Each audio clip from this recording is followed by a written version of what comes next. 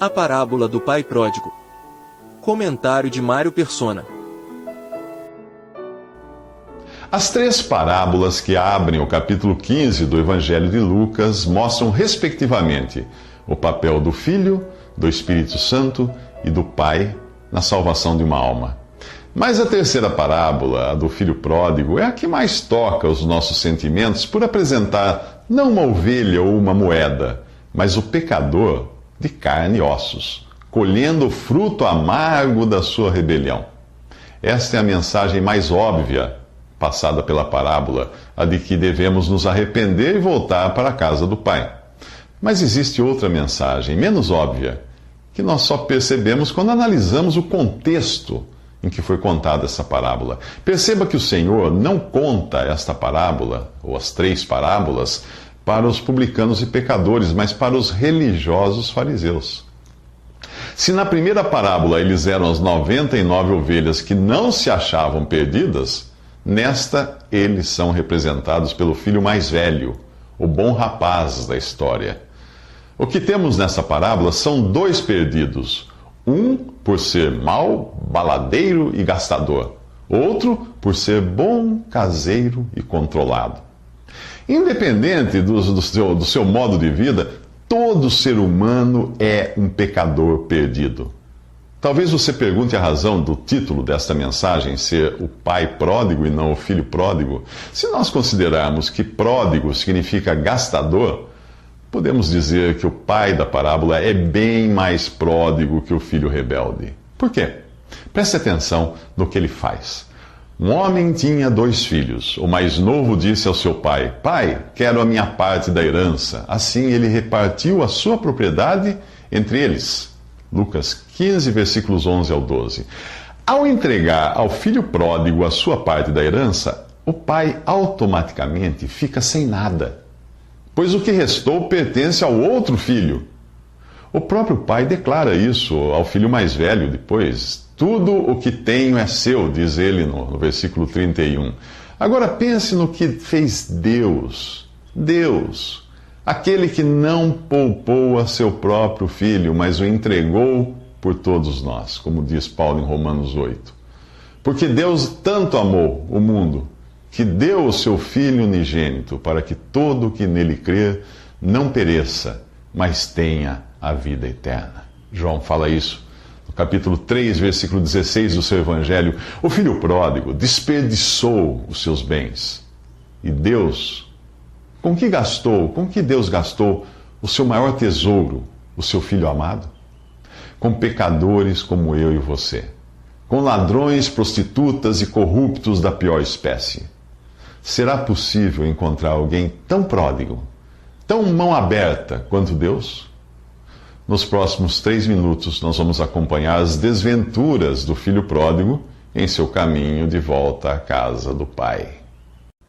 Eu e você sabemos o que significa ser um filho pródigo numa terra distante, pois nós nascemos assim, pecadores e longe de Deus, por causa do nosso pecado e da rebelião contra Deus. Sem perceber, nós passamos boa parte da vida na escravidão da decadência, como fala em Romanos 8, e obrigados a servir a alguém que nos priva até da comida destinada aos porcos. Esse alguém é o diabo.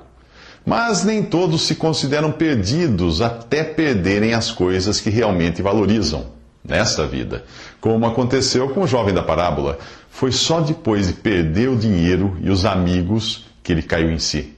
Alguns, porém, nem perdendo tudo, se reconhecem perdidos, ou adotam uma postura de um otimismo cego, acreditando que tudo vai dar certo, ou se desesperam sem enxergar uma solução. O problema é que não consideram uma terceira opção: Deus. O jovem da parábola reconhece o seu estado arruinado, e ao invés de tentar recuperar o que perdeu ou mergulhar de vez na lama dos porcos, ele pensa nos privilégios de se viver na casa do Pai. "Quantos empregados de meu pai têm comida de sobra, e eu aqui, morrendo de fome", diz em Lucas 15, 17. Então ele toma uma decisão: "Eu me porei a caminho e voltarei para meu pai, e lhe direi: Pai, pequei contra o céu e contra ti. não sou mais digno de ser chamado teu filho. Trata-me como um dos teus empregados. Arrependido, envergonhado e humilhado, ele está pronto para voltar. E estando ainda longe, o seu pai o viu e, cheio de compaixão, correu para o seu filho e abraçou e o beijou. O que o filho faz? Diz a seu pai para tratá-lo como um empregado?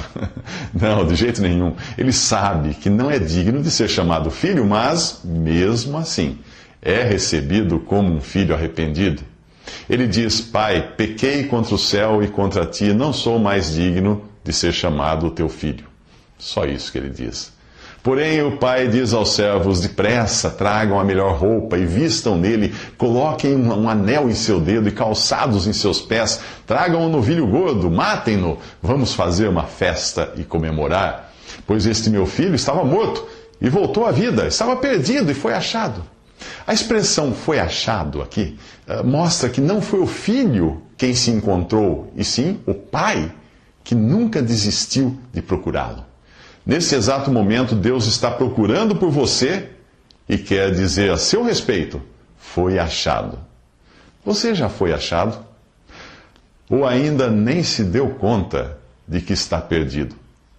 Nos próximos 6 minutos, o pai corre para o abraço. Quando você assiste a um filme, não imagina como irá terminar. Se soubesse, não perderia o seu tempo assistindo.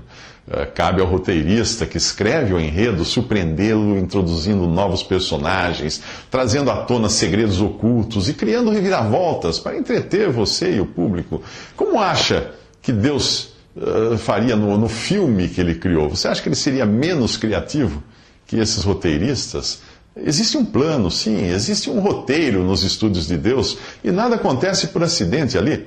Você não pode julgar o filme enquanto não assistir até o fim, quando se dá o desfecho. É então que todos os fios da meada, que pareciam soltos, se encontram para formar uma perfeita trama. O filme que Deus escreveu ainda não terminou. Ele foi escrito antes da criação do tempo, quando foi também ensaiado pela divindade. O seu tema é o amor, e seus principais protagonistas são o Pai, o Filho e o Espírito Santo. E eles já ensaiavam o verbo amar desde eternamente. No mundo, Jesus orou ao Pai dizendo assim: me amaste antes da criação do mundo. Isso diz em João capítulo 17. Esse amor era tanto, mas tanto, que outros personagens foram convidados a participar do filme. E é aí que nós entramos, como o filho perdido da parábola. No enredo existe um novilho cevado, que é morto, figura do cordeiro sem mancha e sem defeito, preparado de antemão para ser sacrificado e conhecido antes da criação do mundo e revelado nesses últimos tempos. Isso nos diz Pedro em sua primeira epístola, capítulo 1. E se alguém me pergunta quando foi que Deus começou a me amar, eu respondo que ele nunca começou, pois ele sempre me amou. Afinal, como teria preparado na eternidade um cordeiro para morrer por mim antes que eu existisse? Como teria escolhido a mim e a outros antes da criação do mundo para sermos santos e irrepreensíveis em sua presença? Em amor, ele nos predestinou também antes da criação do mundo para sermos adotados como filhos por meio de Jesus Cristo. Isso está em Efésios capítulo 1. Eu nunca teria chegado ao Pai se ele não tivesse me enxergado de longe, mas de muito longe, de uma eternidade de distância, e corrido me abraçar, como ao filho da nossa parábola aqui. Estando ainda longe, seu pai o viu e, cheio de compaixão, correu para o seu filho e o abraçou e o beijou. Lucas 15, versículo 20. Não fui eu quem tirou o meu trapo imundo, mas o pai disse aos seus servos: depressa, tragam a melhor roupa e vistam nele, coloquem um anel em seu dedo e calçados em seus pés. Tragam um novilho gordo e matem-no. Vamos fazer uma festa e comemorar.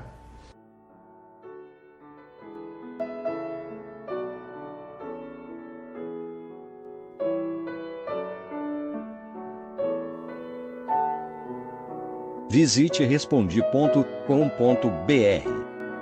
Visite também 3minutos.net.